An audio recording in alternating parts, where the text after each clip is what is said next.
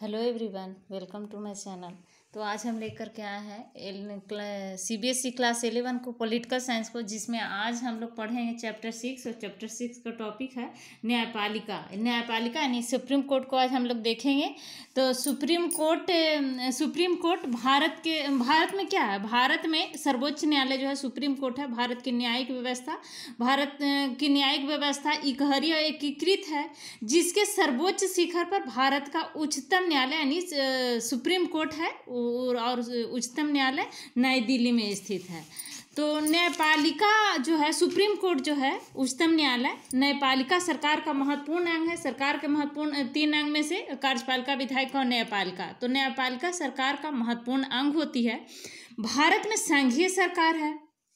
तो संघीय सरकार में एक स्वतंत्र एवं निष्पक्ष न्यायपालिका की स्थापना की जाती है। तो भारत में भी उच्चतम न्यायपालिका का गठन किया गया है। इसका काम संघीय व्यवस्था की रक्षा करना है। यह संविधान का अभिभावक है। सुप्रीम कोर्ट को क्या बोलते हैं? संविधान का अभिभावक बोला जाता है। सुप्रीम कोर्ट को संविधान का अभिभावक है। यह नागरिकों के मौलिक अधिकारों का भी रक्षक है। नागरिकों के मौलिक अधिकार का रक्षा करता है। उच्चतम न्यायालय है क्या? तो उच्चतम न्यायालय देश के सभी न्यायालयों से ऊपर है और उच्चतम न्यायालय का मुख्यालय नई दिल्ली में स्थित है।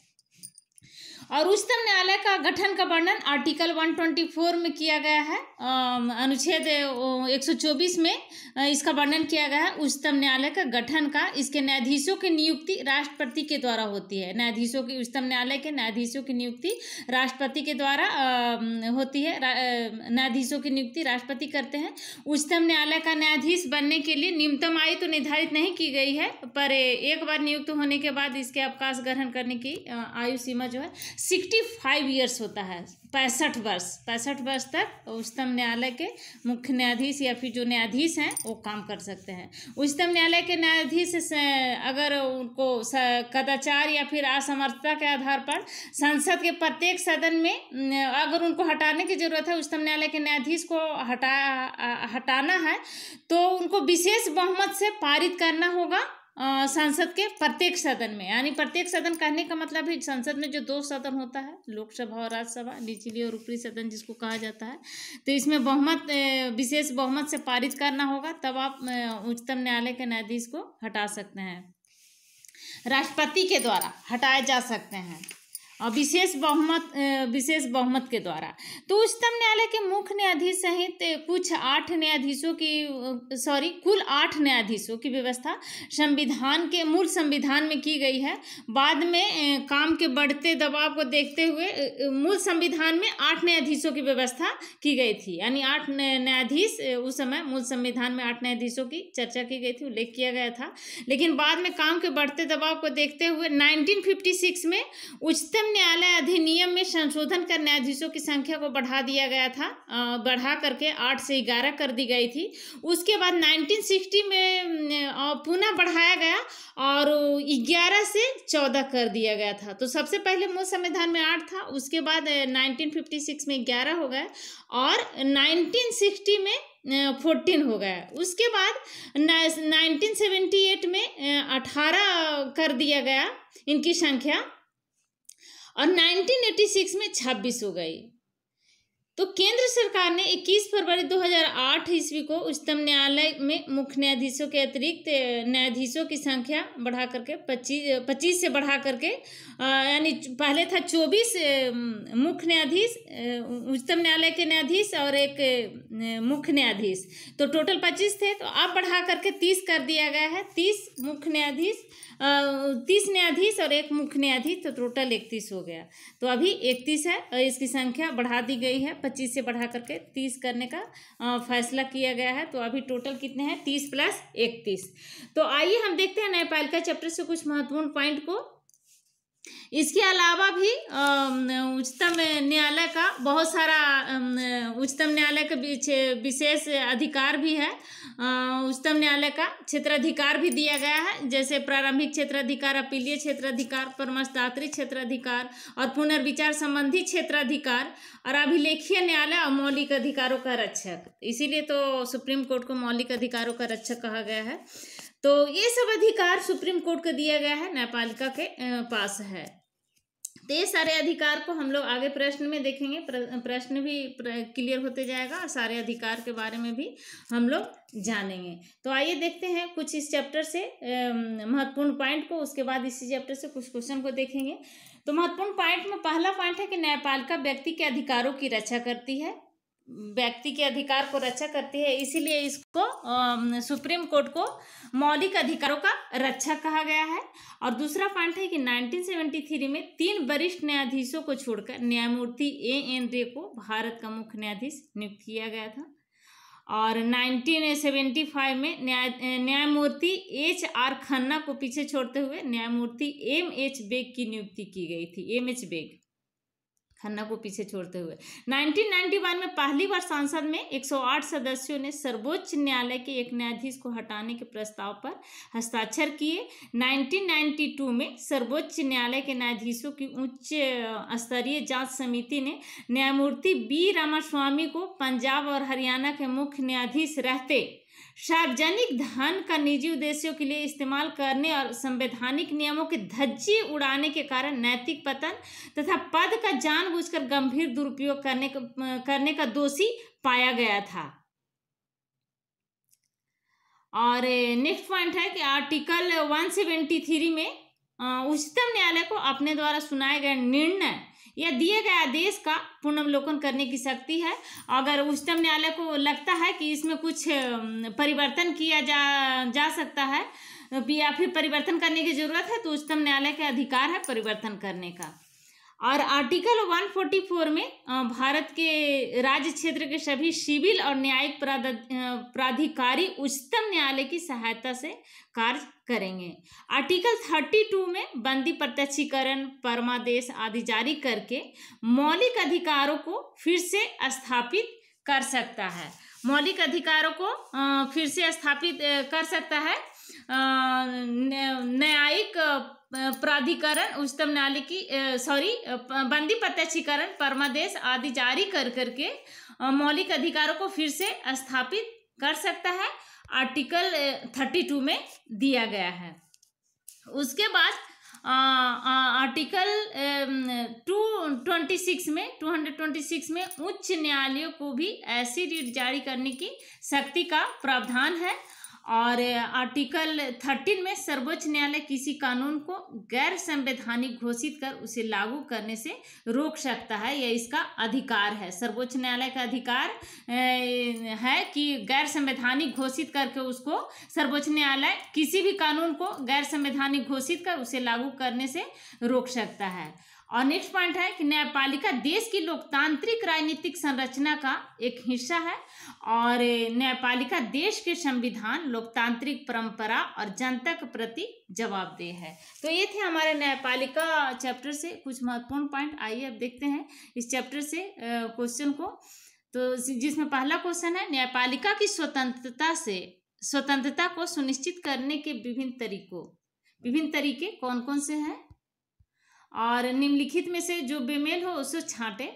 तो पहला क्वेश्चन दिया गया है कि सर्वोच्च न्यायालय के अन्य न्यायाधीशों की नियुक्ति में सर्वोच्च न्यायालय के मुख्य न्यायाधीशों से सलाह ली जाती है। दूसरा में है कि न्यायाधीशों की अमूमन अवकाश प्राप्ति की आयु से पहले नहीं हटाया जाता। तीसरा है कि उच्च न्यायालय के न्यायाधीशों का तबादला दूसरे उच्च न्यायालय में नहीं किया जा सकता। चौथा है कि न्यायाधीशों की नियुक्ति में संसद की दखल नहीं है। तो इसका राइट आंसर हो जाएगा ऑप्शन ग में दिया है कि उच्च न्यायालय के न्यायाधीशों का तबादला दूसरे उच्च न्यायालय में नहीं किया जा सकता है। तो ये सही हो जाएगा। उच्च न्यायालय के न्यायाधीश का तबादला दूसरे उच्च न्यायालय में नहीं किया जा सकता है। नेक्स्ट क्वेश्चन है कि क्या न्यायपालिका की स्वतंत्रता का अर्थ है कि न्यायपालिका किसी के प्रति जवाबदेह नहीं है? अपना उत्तर अधिकतम 100 शब्दों में लिखे। तो न्यायपालिका की स्वतंत्रता का अर्थ यह होता है कि किसी के प्रति जवाबदेह ना हो। न्यायपालिका भी संविधान का ही भाग है, क्योंकि न्यायपालिका को संविधान का अभिभावक कहा गया है। तो संविधान के ऊपर नहीं है। न्यायपालिका भी संविधान के अनुसार ही कार्य करेगी। न्यायपालिका का उद्देश्य भी संविधान के और प्रजातंत्र के उद्देश्यों को पूरा करना है। न्यायपालिका का यह उद्देश्य है कि वह संविधान के कार्यों को पूरा करे, संविधान में जो बातें कही गई है उसका ध्यान में रखते हुए प्रजातंत्र के जो उद्देश्य है उसको पूरा करे। यह भी न्यायपालिका का, सुप्रीम कोर्ट का काम है। अतः न्यायपालिका जो है, सुप्रीम कोर्ट की स्वतंत्रता का निर्णयों को सम्मान पूर्वक स्वीकार किया जाए, यानी सुप्रीम कोर्ट की जो स्वतंत्रता है उसको हमें सम्मान करना चाहिए। जो निर्णय सुप्रीम कोर्ट लेती है उसको हमें सम्मान करना चाहिए। सुप्रीम कोर्ट अपनी नियुक्ति के लिए, सेवा काल के लिए, सेवा भर्ती और सेवा सुविधाओं के लिए कार्यपालिका और विधान पालिका पर निर्भर ना हो, यानी कार्यपालिका और विधान पालिका से स्वतंत्र हो सुप्रीम कोर्ट। न्यायाधीश को हटाने का तरीका भी पक्षपात रहित हो, पक्षपात से बिल्कुल अलग हो, पक्षपात रहित होना चाहिए, उसमें पक्षपात नहीं होना चाहिए, तो पक्षपात रहित होना चाहिए। भारत में न्यायपालिका को स्वतंत्रता है तथा संपूर्ण स्थान प्राप्त है। भारत में सबसे ऊंचा स्थान प्राप्त है न्यायपालिका को, सुप्रीम कोर्ट को, और यह पूर्ण रूप से स्वतंत्र है भारत की सुप्रीम कोर्ट, भारत की न्यायपालिका। नेक्स्ट क्वेश्चन है, न्यायपालिका की स्वतंत्रता को बनाए रखने के लिए संविधान के विभिन्न प्रावधान कौन कौन से हैं? तो न्यायपालिका की स्वतंत्रता को बनाए रखने के लिए संविधान का जो प्रावधान है, जिसमें पहला है, न्यायाधीशों की नियुक्ति में संसद की कोई भूमिका नहीं होती है। न्यायाधीशों की नियुक्ति में कोई भी सांसद का भूमिका नहीं होता है, और न्यायाधीशों की नियुक्ति के लिए निश्चित योग्यता और अनुभव दिए गए हैं। उसका न्यायाधीशों की नियुक्ति के लिए निश्चित योग्यता दिया गया है और अनुभव दिया गया है। तो योग्यता क्या है? योग्यता है कि वह भारत का नागरिक हो और वह किसी उच्च न्यायालय अथवा 2 या 2 से अधिक न्यायालयों में लगातार कम से कम 5 वर्ष तक न्यायाधीशों के रूप में कार्य कर चुके हो, तो ये अनुभव होता है। या फिर किसी उच्च न्यायालय या न्यायालयों में लगातार 10 वर्षों तक अधिवक्ता रह चुके हो, या फिर राष्ट्रपति की दृष्टि में कानून का उच्च कोटि का ज्ञाता हो। तो इस प्रकार का होना चाहिए इनकी योग्यता। और उच्चतम न्यायालय के न्यायाधीश अवकाश प्राप्त करने के बाद भारत में किसी भी न्यायालय किसी भी अधिकारी के सामने वकालत नहीं कर सकते हैं। अगर अवकाश प्राप्त कर लिए होते हैं, अवकाश प्राप्त कर चुके होते हैं, तो वो उच्चतम न्यायालय के न्यायाधीश जो हैं अवकाश प्राप्त करने के बाद भारत में किसी भी न्यायालय या फिर किसी भी अधिकारी के सामने वकालत नहीं कर सकते। उच्चतम न्यायालय के न्यायाधीशों को पद एवं गोपनीयता की शपथ राष्ट्रपति दिलाते हैं, और मुख्य न्यायाधीश राष्ट्रपति की पूर्व स्वीकृति लेकर के दिल्ली के अतिरिक्त अन्य किसी स्थान पर सर्वोच्च न्यायालय की बैठक बुला सकते हैं, उनका अधिकार है। अब तक 2 जगह इस प्रकार की बैठकें हो चुकी है, हैदराबाद और श्रीनगर में इस प्रकार की बैठकों की आयोजित किया जा चुका है। तो ये योग्यता होना चाहिए न्यायाधीश की नियुक्ति के लिए, निश्चित योग्यता या फिर अनुभव होना चाहिए। और न्यायपालिका को वेतन भत्ते या फिर अन्य आर्थिक सुविधा के लिए कार्यपालिका अथवा संसद पर निर्भर नहीं है। न्यायपालिका जो है किसी प्रकार का वेतन या भत्ते या फिर आर्थिक सुविधा के लिए कार्यपालिका या फिर संसद पर निर्भर नहीं है। उनके खर्चों से संबंधित बिल पर बहस और मतदान नहीं होता है। न्यायाधीशों की सेवा काल एवं सुरक्षित होता है, सेवा काल लंबा और सुरक्षित होता है न्यायाधीशों की, जबकि कुछ परिस्थितियों में इनको हटाया भी जा सकता है, परंतु महाभियोग की प्रक्रिया काफ़ी लंबी और मुश्किल होती है, इसलिए इनको हटाना बहुत ही मुश्किल होता है और जटिल होता है। न्यायाधीशों के कार्यों व निर्णयों के आधार पर उनकी व्यक्तिगत आलोचना नहीं की जा सकती है, और जो न्यायालय का इसके निर्णय का अपमान करते हैं, न्यायालय उनको दंडित कर सकती है। और नेक्स्ट पॉइंट है, न्यायालय के निर्णय बाध्यकारी होती है। न्यायालय का निर्णय जो है बाध्यकारी होता है। तो न्यायपालिका की स्वतंत्रता को बनाए रखने के लिए संविधान में ये सब सारे प्रावधान दिए गए हैं। नेक्स्ट क्वेश्चन है, नीचे दिए गए समाचार रिपोर्ट पढ़ें और उनमें निम्नलिखित पहलुओं को पहचान करें। समाचार रिपोर्ट में है कि सर्वोच्च न्यायालय ने रिलायंस से दहानू के किसानों को 300 करोड़ रुपए देने को कहा। निजी कॉर्पोरेट ब्यूरो 24 मार्च 2005 का है। तो मुंबई सर्वोच्च न्यायालय रिलायंस से 300 करोड़ रुपए की बैंक गारंटी देने को कहा था। मामला किस बारे में है? तो यह मामला जो है दहानू मुंबई क्षेत्र के चीकू पैदा करने वाले उन किसानों को मुआवजा देने के बारे में है जिनका थर्मल पावर प्लांट के नुकसानदायक रिसाव के कारण भारी नुकसान हुआ है। तो उन्हीं के मामले में है ये सारी बातें। और दूसरा है क्वेश्चन कि इस मामले में लाभार्थी कौन है। तो इसमें सर्वोच्च न्यायालय के निर्णय से दहानपुर क्षेत्र के चीकू पैदा करने वाले किसानों को लाभ हुआ है। तो लाभार्थी भी होंगे किसान होंगे दहानपुर के किसान, चीकू पैदा करने वाले किसान। नेक्स्ट है कि इस मामले में फरियादी कौन है। तो इस मामले में, इस केस में दहानपुर क्षेत्र के चीकू पैदा करने वाले किसान ही फरियादी हैं। और नेक्स्ट है सोचकर बताइए कि कंपनी की तरफ से कौन कौन से तर्क दिए जाएंगे। तो रिलायंस कंपनी की तरफ से न्यायालय में यह दलील दी जाएगी कि किन थर्मल पावर प्लांट के नुकसानदायक रिसाव को नियंत्रित करने के लिए एक प्रदूषण नियंत्रण बोर्ड का गठन किया जाना चाहिए। तो इस प्रकार का दलील दिया जाएगा। नेक्स्ट क्वेश्चन है कि नीचे की समाचार रिपोर्ट पढ़े और चिन्हित करें कि रिपोर्ट में किस किस स्तर की सरकार सक्रिय दिखाई देती है। पहला है सर्वोच्च न्यायालय की भूमिका की निशानदेही करें। दूसरा है कार्यपालिका और न्यायपालिका के कामकाज की कौन कौन सी बातें आप इसमें पहचान सकते हैं। तीसरा है कि इस प्रकरण से संबंधित नीतिगत मुद्दे, कानून बनाने से संबंधित बातें, क्रियान्वयन तथा कानून की व्याख्या से जुड़ी बातों की पहचान करें। सीएनजी मुद्दों पर केंद्र और दिल्ली सरकार एक साथ। स्टाफ रिपोर्ट द हिंदू सितंबर 23, 2001 का है। तो इस केस में केंद्रीय सरकार व दिल्ली सरकार शामिल है। यातायात के लिए प्रदूषण नियंत्रण बोर्ड द्वारा निश्चित मानदंड के आधार पर इस केस को तय करने में सर्वोच्च न्यायालय की महत्वपूर्ण भूमिका होगी। कार्यपालिका प्रदूषण नियंत्रण की नीति तय करेगी तथा न्यायपालिका यह तय करेगी कार्यपालिका की नीति का कितना उल्लंघन हुआ। इस प्रकरण में नीतिगत निर्णय दिल्ली सरकार का है और दिल्ली सरकार में सीएनजी के प्रयोग की बसें दिल्ली में चलेगी। इस नीति के अनुसार दिल्ली सरकार कानून बनाएगी। नीति और कानून की व्याख्या के संबंध में निर्णय किया गया कि ऐसा करते समय प्रदूषण से सुरक्षा को मुख्य रूप से ध्यान में रखा जाएगा। नेक्स्ट क्वेश्चन है कि निम्नलिखित कथन इक्वाडोर के बारे में है। बहुत लंबा ही क्वेश्चन है। तो इस उदाहरण और भारत की न्यायपालिका के बीच आप क्या समानता अथवा असमानता पाते हैं। भारत और न्यायपालिका के बीच बोल रहा है क्या समानता और क्या असमानता। तो समान कानूनों और है कि समान कानूनों की कोई संहिता अथवा पहले सुनाया गया कोई न्यायिक फैसला मौजूद होता तो पत्रकार के अधिकारों को स्पष्ट करने में मदद मिल सकती थी। दुर्भाग्य से इक्वाडोर की अदालत इस रीति से काम नहीं करती। पिछले मामलों में उच्चतर अदालत के न्यायाधीशों ने जो फैसले दिए हैं उन्हें कोई न्यायाधीश उदाहरण के रूप में मानने के लिए बाध्य नहीं है।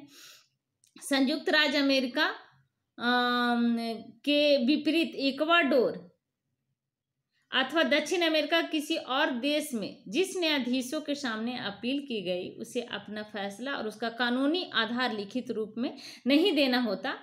कोई न्यायाधीश आज एक मामले में कोई फैसला सुनाकर कल उसी मामले में दूसरा फैसला दे सकता है और इसमें उसे यह बात बताने की जरूरत नहीं कि वह ऐसा क्यों कर रहा है। तो भारतीय न्यायिक प्रणाली में किसी विषय पर उच्च न्यायालयों के द्वारा लिए गए निर्णय आगे आने वाले निर्णयों के लिए मार्गदर्शक होते हैं जो बाध्यकारी भी होते हैं। यह स्थिति इक्वाडोर के उदाहरण से भिन्न है क्योंकि वहां पर न्यायाधीश उसी विषय पर दिए गए निर्णय को मानने के लिए बाध्य नहीं होता। भारतीय न्याय व्यवस्था व इक्वाडोर की न्याय व्यवस्था में एक समानता यह है कि भारत में इक्वाडोर में भी न्यायाधीश नई परिस्थिति में अपना पहला निर्णय किसी विषय पर बदल सकते हैं। अपना जो उनका पहला न्यायाधीश की जो पहला निर्णय होगा वह किसी भी विषय पर बदल सकते हैं। तो ये समानता है, एक समानता दिख रहा है कि भारत में किसी भी इक्वाडोर में भी न्यायाधीश नई परिस्थिति में अपना निर्णय को बदल सकते हैं। नेक्स्ट क्वेश्चन है कि निम्नलिखित कथनों को पढ़िए और सर्वोच्च न्यायालय द्वारा अमल में लाए जाने वाले विभिन्न विशेषाधिकार मसलन मूल अपीलीय और सलाहकारी से इनका मिलान कीजिए। सरकार जानना चाहती थी कि क्या वह पाकिस्तान अधिगृहित जम्मू कश्मीर के निवासियों को नागरिकता के संबंध में कानून पारित कर सकती है।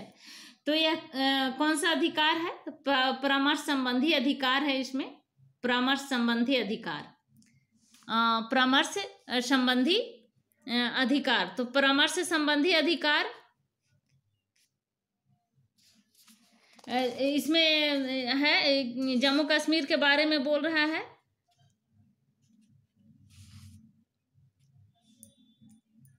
तो परामर्श से संबंधी अधिकार में होता है कि राष्ट्रपति को यह अधिकार है कि वह सार्वजनिक महत्व के विवादों पर उच्चतम न्यायालय का परामर्श मांग सकता है। यह आर्टिकल 143 में दिया गया है। न्यायालय के परामर्श को स्वीकार या अस्वीकार करना राष्ट्रपति के विवेक पर निर्भर करता है। तो परामर्श संबंधी अधिकार है। नेक्स्ट क्वेश्चन है कि कावेरी नदी के जल विवाद के समाधान के लिए तमिलनाडु सरकार अदालत की शरण लेना चाहती है। कौन सा अधिकार है? तो प्रारंभिक क्षेत्राधिकार है। प्रारंभिक क्षेत्राधिकार का मतलब यह है कि भारत संघ तथा एक से अधिक राज्यों के मध्य उत्पन्न विवाद को में और भारत संघ तथा कोई एक राज्य, यानी भारत या फिर भारत और कोई एक राज्य, अनेक राज्यों को, एक या एक से अधिक राज्यों के बीच जो विवाद होता है उसको निपटारा सुप्रीम कोर्ट करता है, उच्च न्यायालय करता है। तो दो या दो से अधिक राज्यों के बीच ऐसे विवाद में जिसमें उनके वैधानिक अधिकारों का प्रश्न निहित होता है, तो उसका निपटारा भी उच्च न्यायालय करता है, उच्चतम न्यायालय करता है, सुप्रीम कोर्ट। प्रारंभिक क्षेत्राधिकार के अंतर्गत उच्चतम न्यायालय उसी विवाद को निर्णय के लिए स्वीकार करेगा जिसमें किसी तथ्य या विधि का प्रश्न शामिल है। तो कावेरी नदी जल विवाद के समाधान के लिए तमिलनाडु सरकार अदालत में शरण लेना चाहती है। कावेरी तो तमिलनाडु सरकार और केंद्र सरकार का बीच का मामला है, तो इसका निपटारा भी न्यायपालिका में ही होगा, सुप्रीम कोर्ट करेगी। तो यह प्रारंभिक क्षेत्राधिकार है इसके अंतर्गत। नेक्स्ट है कि बांध स्थल से हटाए जाने के विरुद्ध लोगों द्वारा की गई अपीलों को अदालत ने ठुकरा दिया है। कौन सा अधिकार है? तो अपीलीय क्षेत्राधिकार है। अपीलीय क्षेत्राधिकार है क्योंकि इसमें अदालत में अपील किया गया है और इस अपील को ठुकरा दिया गया है। तो अपीलीय क्षेत्राधिकार के अंतर्गत ये होता है कि देश का सबसे बड़ा अपीलीय न्यायालय उच्चतम न्यायालय है। इसे भारत के सभी उच्च न्यायालयों के निर्णयों के विरुद्ध अपील सुनने का अधिकार है। इसके अंतर्गत 3 प्रकार के प्रकरण आते हैं: संवैधानिक, दीवानी और फौजदारी। 3 प्रकार के अपीलीय क्षेत्राधिकार के अंतर्गत ये प्रकरण आते हैं। तो ये जो है बांध स्थल से हटाए जाने के विरुद्ध लोगों द्वारा जो अपील किया गया है अदालत में, तो अदालत के द्वारा ठुकरा दिया गया है, तो यह अपीलीय क्षेत्राधिकार के अंतर्गत आता है, अपीलीय क्षेत्राधिकार है। नेक्स्ट है कि जनहित याचिका किस तरह के गरीबों की मदद कर सकती है। तो जनहित याचिका में होता है कि न्याय वितरण की प्रक्रिया में जनहित याचिका की व्यवस्था एक महत्वपूर्ण कदम है और इन याचिकाओं के माध्यम से उन व्यक्तियों को न्याय दिलाया जा सकता है जो स्वयं अपने हित की रक्षा अज्ञानता के कारण या फिर आर्थिक स्रोतों के अभाव के कारण असमर्थ हैं, जो जिनका आर्थिक स्रोत नहीं है या फिर पूरी तरह से जानकारी नहीं है, तो उस परिस्थिति में यह इनको न्याय दिलाता है। तो ऐसे व्यक्तियों के हितों के लिए कुछ दयालु व्यक्ति या संस्थाएं याचिका दायर करती है तथा आवश्यक प्रमाण एवं तथ्य प्रदान करती है और जनहित को प्राप्त करने का प्रयास करती है। तो सबसे पहले इस दिशा में न्यायाधीश पीएन भगवती याद रखिएगा। तो सबसे पहले न्यायाधीश पीएन भगवती ने इस प्रकार की याचिका स्वीकार करके पहल की जिससे गरीब व असहाय लोगों को न्याय दिलाने में जनहित याचिकाओं का महत्वपूर्ण योगदान रहा। न्यायाधीश पीएन भगवती ने सबसे पहले 1984 में बंधुआ मुक्ति मोर्चा बनाया। भारत सरकार केस में जनहित याचिका स्वीकार की जिससे अनेक मजदूर को न्याय मिला। नेक्स्ट क्वेश्चन है, क्या आप मानते हैं कि न्यायिक सक्रियता से न्यायपालिका और कार्यपालिका में विरोध पनप सकता है, क्यों? तो भारतीय न्यायपालिका को न्याय पुनः निरीक्षण की शक्ति प्राप्त है, यानी पुनः निरीक्षण कर सकता है सुप्रीम कोर्ट। अगर सुप्रीम कोर्ट को लगता है कि उसमें कुछ परिवर्तन की जरूरत है तो परिवर्तन कर सकता है। तो यह सुप्रीम कोर्ट का अधिकार है पुनर्निरीक्षण करने का, यह शक्ति प्राप्त है। तो इसके आधार पर न्यायपालिका विधान पालिका के द्वारा पारित कानूनों तथा कार्यपालिका के द्वारा जारी आदेशों की संवैधानिक वैधता की जांच कर सकता है। अगर ये संविधान के विपरीत पाए जाते हैं तो न्यायपालिका उसको अवैध घोषित कर सकती है। न्यायपालिका को लगता है कि संविधान के विपरीत है तो इसको अवैध घोषित कर सकती है, परंतु न्यायपालिका को यह शक्ति सीमित दिया गया है शक्ति। नेक्स्ट क्वेश्चन है कि न्यायिक सक्रियता मौलिक अधिकारों की सुरक्षा से किस रूप में जुड़ी है? क्या इससे मौलिक अधिकारों के विषय क्षेत्र को बढ़ाने में मदद मिली है? तो न्यायिक सक्रियता भारतीय राजनीतिक व्यवस्था में चर्चा का विषय है। इसको भारतीय आम जनता ने स्वीकार भी किया है तथा सराहा भी है, क्योंकि इससे नागरिकों के मौलिक अधिकारों की रक्षा भी हुई है एवं कार्यपालिका, विधानपालिका व नौकरशाही पर नियंत्रण करने में भी सहायता मिली है। तो भारतीय न्यायपालिका विभिन्न ऐसे राजनीतिक, सामाजिक व आर्थिक नीतिगत विषयों पर टिप्पणी करती है जिनको वह गलत मानती है। तो भारतीय न्यायपालिका न्याय सक्रिय भारतीय राजनीतिक व्यवस्था में जो है चर्चा का विषय है। भारतीय आम जनता ने इसको स्वीकार भी किया है और इसलिए स्वीकार किया है कि इसमें आम नागरिक का मौलिक अधिकार की रक्षा की गई है। तो इसमें ऐसे राजनीतिक, सामाजिक और आर्थिक नीतिगत विषय पर टिप्पणी करती है कि जिनको वह गलत मानती है। तो ये थे न्यायपालिका चैप्टर से कुछ महत्वपूर्ण क्वेश्चन। उसके बाद हम दूसरे वीडियो में लेकर के आए हैं, इसी चैप्टर से लेकर के आएंगे इसी चैप्टर से और जो महत्वपूर्ण क्वेश्चन है उसको, क्योंकि इसी वीडियो में अगर सारे क्वेश्चन को लाएंगे तो बहुत ही लंबा हो जाएगा। तो अगर अभी तक आपने मेरे चैनल को सब्सक्राइब नहीं किया है तो प्लीज़ मेरे चैनल को सब्सक्राइब करें, लाइक करें एंड शेयर करें। Thank you.